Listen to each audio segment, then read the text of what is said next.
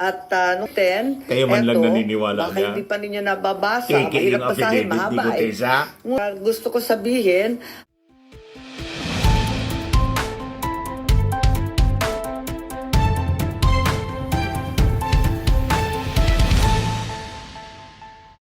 Hello po mga kababayan, si Dante Maravillas. Latest report mga kababayan kay dating Senador Bong Revilla. Ito po, Revilla to be committed at the Quezon City Jail in Payatas, Quezon City. The Anti-Graft Court also announced that the pre-trial in arraignment of all accused will be conducted on January 23. Revilla's camp appealed for the former senator to be detained at the PNP custodial facility citing security concerns. Pero sabi po ng Sandigan, the court insisted that Revilla will be committed to Payatas as he awaits his motion to be heard on Friday. Dinala siya sa Camp Crame, pero kung hindi pagbibigyan yung kanyang appeal, sa Quezon City Jail po siya sa Payatas, ikukulong mga kababayan. Mangiyak-ngiyak nga mga kababayan si Bong Revilla kagabi. Nagmalaman niya yung pag-release ng warrant of arrest. Walaan niya akong kasalanan dito. So ito yung ibang mga kasama niya sa inisyon ng warrant of arrest. Sabi dito, look mugshots of Bong Revilla's co-accused in alleged 92.8 million ghost project in Bulacan. So doon nasabit mga kababayan si Bong Revilla sa 92.8 million flood control project po sa Bulacan. Ngayon, kanina nagpa-presscon si Marcoleta saka si Amy Marcos. Talaga pong pilit sinasabit si Martin Romualdez. Nag-release din po ng minority report kasi nasa minority na, di ba? Nasa minority na po si Marcoleta, si Amy Marcos, mga Duterte senators. Para ma-counter po yung isinagawang Senate Blue Ribbon Committee investigation ni Ping Lacson kahapon. Naglabas din ng minority report sa press conference kanina. Itong si Amy Marcos at saka si Marcoleta na basehan niya sa mga testimonies nung si Marcoleta pa ang chairman ng Senate Blue Ribbon Committee. Ang tinutumbukan niya si Martin Romualdez at may mga personalities pa niya sa taas. Nagsagawa pa ng presentation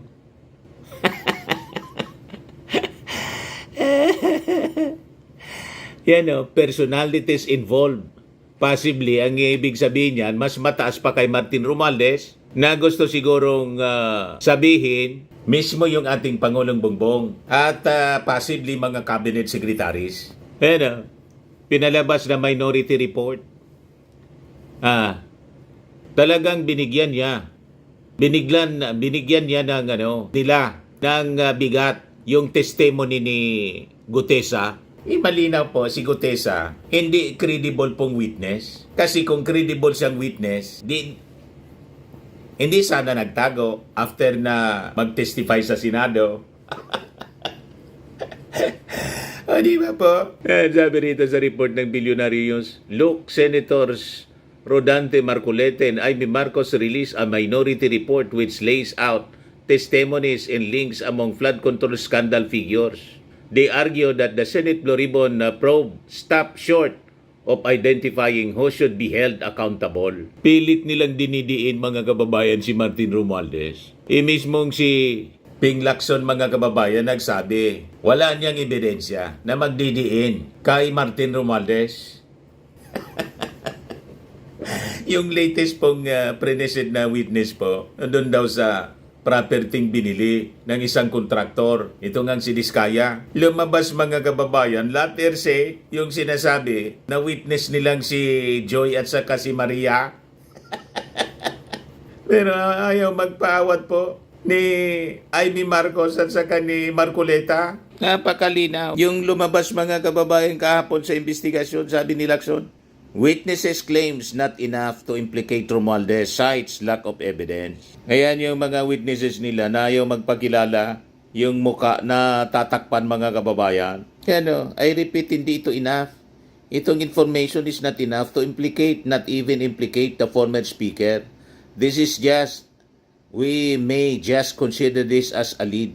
Kasi mayroong connection, but of course, dinideny naman ni Curly Diskaya. So let's leave it at that.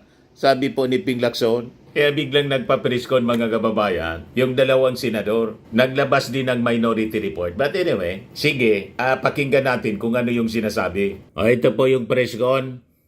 Mga kababayan, pakinggan natin. What do you make of yung two witnesses supposedly who established the link between Curly Vizcaya and former Speaker Martin Romualdez dun sa pagbili ng bahay sa South Court? Yung kontrabidang kapatid ng ating Wala Pangulo. din. Ay, Wala rin. sige, ikaw na, Sen. Narinig mo din. Gusto ko lang i-rectify, umattend ako nung unang hearing na chair na si Senator Lacson. Tapos, nag-represent ako ng ating bansa sa Korea sa second hearing. Kaya lang nadismaya ako dun sa pagtestigo ni Sergeant Gutesa. Nanood ako, pare-pareho lang. Sila na rin kahapon, yun na nga, yung dalawang kasambahay, sila na rin ang sumasagot para sa dalawang kasambahay. Wala rin na tutukan, wala rin na bunyag. Ayaw ko sanang sakit o makaka-offend sa aking mga kasamahan. Pero yun naman ang nakikita ng mga Pilipino. Ulitin natin. Kasambahay, sila na rin ang sumasagot para sa dalawang kasambahay. Wala rin na tutukan, wala rin na bunyag. Ayaw ko sanang magsalita ng makakasakit o makaka-offend sa aking mga kasamahan. Pero yun naman ang nakikita ng mga Pilipino. Nakikita naman natin. Kayo man lang. Na parang wala namang pag nito. Nalulungkot tayo, binoboses ko lang, nakikita. Dinamay Imbes na niyo pa kami. Kayo yung man mga lang. May kasalanan, ang matakot. Ang mga nag-iingay pa ang sinisindak. Parang baliktad na eh. Kaya medyo nakakalungkot. Ibalik ninyo si Nais ko rin Gutesa ipakilala at ipakita para sa makrusik inyo sa amin. ang napakaganda at mahabang report, minority report po, na ginawa ni Senator Marcoleta noong Ginawa na- December 10. Ginawa natin. Ginawa naming lahat at noong 10, Kayo man lang eto, naniniwala baka niya. hindi pa ninyo nababasa. Kiki Mahirap yung basahin, affidavit ni mahaba eh. Gutesa. Gusto ko sabihin at idiin na lubos ako sumasang-ayon dito sa minority report na malinaw nitong punto na ang pananagutan ay hindi dapat nakatuon lamang sa implementing agencies, sa iba't ibang kontratista, sa kung sino-sino lamang. Tama ang diin ng report na ang tanging isang komprehensibo, patas, walang takot na investigasyon lang ang makakatsak na tunay na salarin. Yung mga mastermind ang dapat managot. Sang-ayon din ako sa obserbasyon ng minority report namin na yung biglaang pagtigil ng investigasyon patapos ang testimonya ni Orly Gutesa ay nagdulot ng pagduda sa tunay na layunin. Sino hindi magdududa sa affidavit ni Gutesa na mas familiar pa si Marcoleta kaysa sa mismong witness ninyo na nagtago na? Hindi nag-appear mga kababayan ng pinatawag ng DOJ kasi takot na makross-examine. Kayo man lang po naglulukuan dyan, naniniwala sa report ninyo. But anyway, pakinggan natin para mabasag natin. Ng report. So, when a finger points to the moon, we have to look at the moon, not the finger. Dahil dito, hindi ko maiwasang ituro na may mahahalagang leads. May mga critical leads na ang ating mahal na chairman na hanggang ngayon hindi pa tinutugunan ng komite. Naging malawakan ang pagtutok sa DPWH, mga piling contractor, mga ilang senador, ngunit tila napalampas sadya o hindi ang posibleng ugnayan na maaring tunay na nagplano at nakinabang sa scheme. Noong 14 November, ang dating chair ng APRO, si Saldico, na maituturing isang maraming direktang Si Saldico wanted na. So anong problema mo? Tumulong ka para makabalik si Saldico rito. Ano ba? Malinaw po ang gusto ninyong ituro si Martin Romualdez. Pagkatapos para masangkot ay yung ating Pangulong Bongbong na inaway-away na ninyo. Kasi alams na kung bakit hindi daw kasi napaboran yung mga request. Sumama yung loob, mga kababayan. kaalaman ay nagsimulang maglabas ng serye ng video. While some may argue that Saldico's videos are inadmissible indeed in a court of law, it should be clear that the Blue Ribbon Committee of the Senate is not a court. Its proceedings are investigative, not adjudicatory. When allegations implicate the highest officials of the land, including the president and the most powerful political figures from 2023 to 2025, it is not the duty of the committee to pursue. Is it not? Bakit 2023 to 2025? Na yung anomalya sa flood control, matagal nang nangyayari. At yung dapat maimbestiga, the past 10 years. Yung committee ni Marcoleta, malinaw na iniiwasan yung administrasyon ni Duterte. Kung saan 13,000 na mga flood control projects yung pinagawa, pero wala mang epekto sa baha.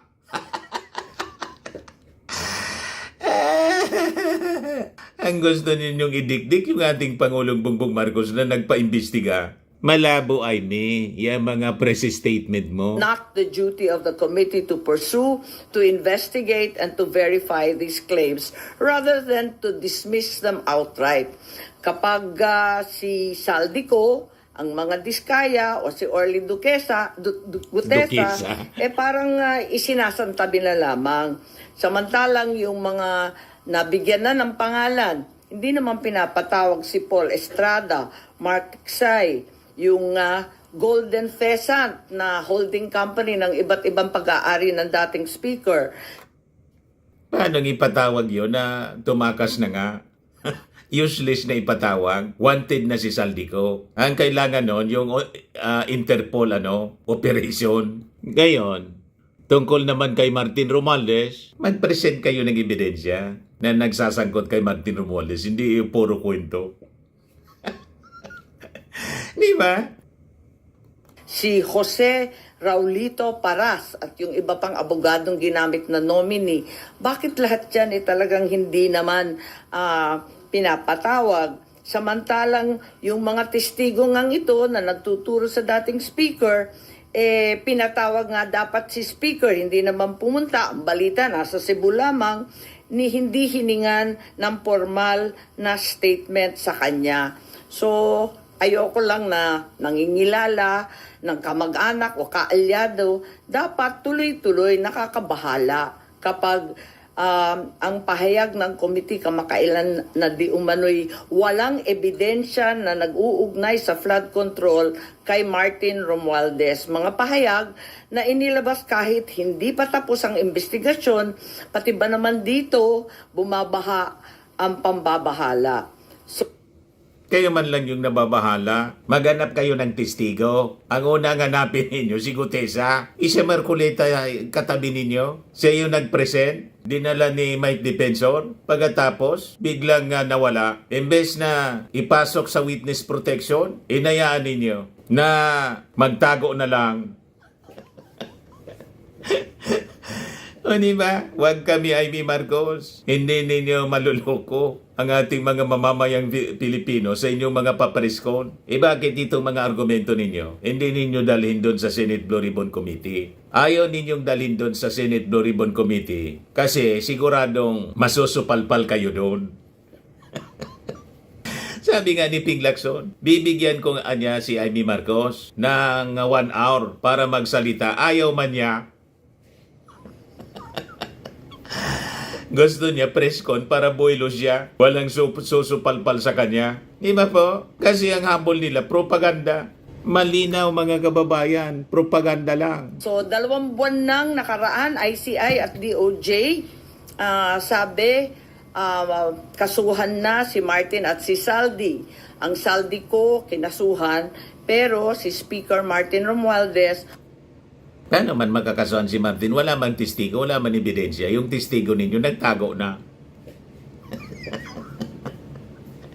Anong ikakaso mo doon? Di ba? Gusto mo, ikaw yung mag-file ng kaso. O di ba, yung katabi mo, si Marcoleta, abogado, siya mismo mag-file. Tingnan natin kung uubra sa korte. Ganun dapat.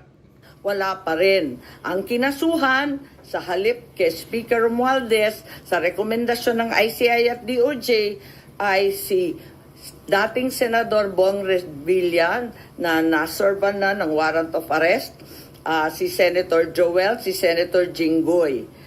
Marami pong katanungan. Nung November ay inirekomenda na talaga ito. Bakit hanggang ngayon, Enero na, wala pa rin? Ang dami ko nang sinabi. Ito. Maghintay kayo, susunod na. Yan nga sinasabi ninyong si Joel Villanueva, si Jingo Estrada. Baka nga pati si Chis Escudero at saka si Mark Villar at saka si Bongo sa mga susunod na araw, makasama na.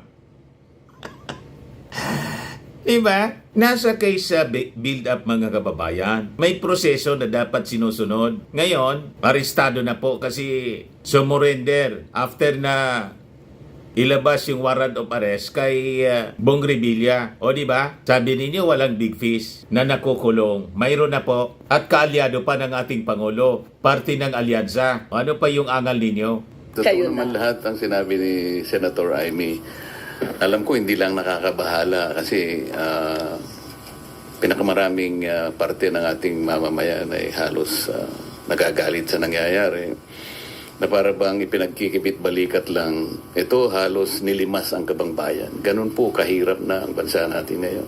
Balik po tayo dun sa dalawang testigo na iniharap ng chairman ng Blue Ribbon na nakatakip ang kanilang muka, yung dalawang pinibini na di umano ay mga staff ng nagre-renta dun sa bahay na pag-aari ng isang tao. Meron ba kayong napansin doon nung ako'y nagtatanong sa kanilang dalawa? Sana po'y makapagtanong naman ako sa inyo. Meron ba kayong napansin nung tinatanong ko Sabihin yung mo dalawang na. testigo, kung sino po yung sumasagot? Kasi po, kung nagtatanong ang isang katulad namin at dinidirekta yung tanong sa kanya, dapat siya po yung sumagot, di ba? Iwanan na po natin yung kung hindi nyo napansin. Ang ibig ko lang sabihin dito, Kayo lang ang tinatanong ko po nakapansin. siya, bakit kaya kayo napunta doon kung ang inyong layunin lang pala ay ituro yung Diskaya na sila pala yung ginamit na nagpapaalis sa kanila dahil yung daw bagong may-ari kailangan na yung bahay at humihingi sila ng ilang panahon pa lang dahil napakahirap maglipat ng kanilang mga gamit. So yung pala si Diskaya lang pala yung itinuturo na siya yung nandun. Ayaw namang aminin ni Diskaya na hindi nga ako nakapunta dyan sa South Forbes na yan eh. Ba't ako na naman ang tinuturo ninyo? Pwede ko po bang malaman, kayo po nagtuturo kayo, nakatakip ang mukha nyo. Ako po na tinuturo nyo, wala bang karapatan na makita ko man lang ang mukha nyo. Ayaw po, hindi rin pinaalis yung mga maskara. Pero ang isa pong importante doon na dapat napansin nyo, yung sinabi nilang address, 30 Tamarind Street. Kung napapansin nyo, yun ay bahagi ng paglalahad ni Saldico na sinabi niya yung isang 1 billion pesos ay doon i-deliver. Kasi yun ang drop-off point na sinabi, sabi niya, ni Martin Romualdez sa akin, diyan mo dalhin. So, Tamarind. Ang gusto ko sana dapat mayroong mga tanong pa doon eh. Ba't hindi Bakit mo hindi natin tinanong? tawagin kung sino eh? Nasaan yung kontrata nasaan yung discontract? Di ba? Di ba? Nandun Nabanggit ka? lang ng Panginoon Romualdez, natapos na kami. Walang na-establish.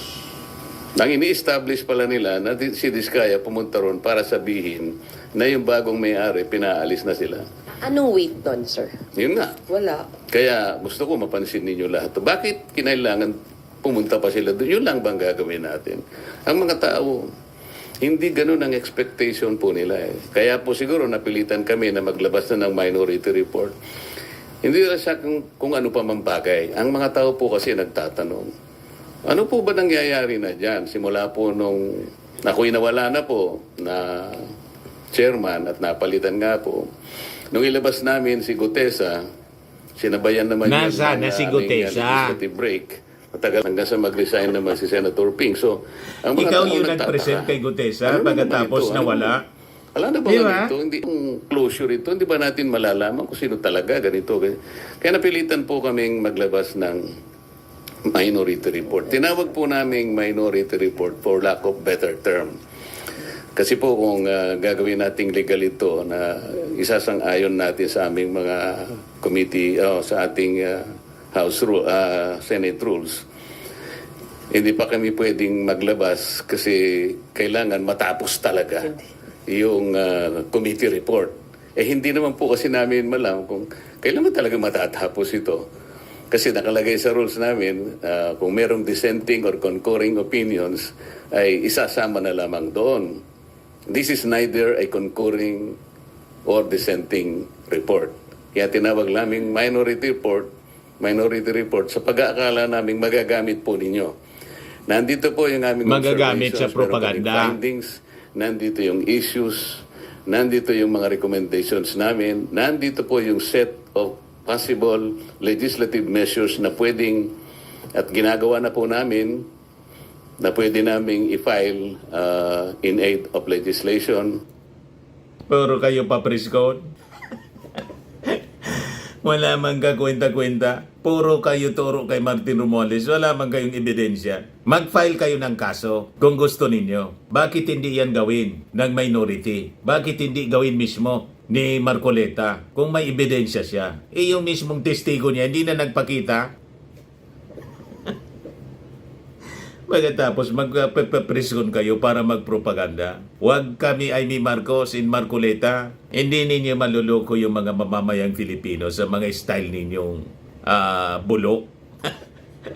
Di ba po? Ayan man lang po kasi nonsense man lang yung papresko nila. Baseless. Walang kakwenta-kwenta. Puro lang pang propaganda po. So that is our challenge dito kay Marcoleta at kay Amy Marcos. Kung may ebidensya kayo, i-file na ninyo yung kaso sa korte laban kay Martin Romualdez para makulong si Martin. Hindi puro kwento lang sa press con. Di ba po? Ako po si Dante Maravillas. Bye-bye. God bless.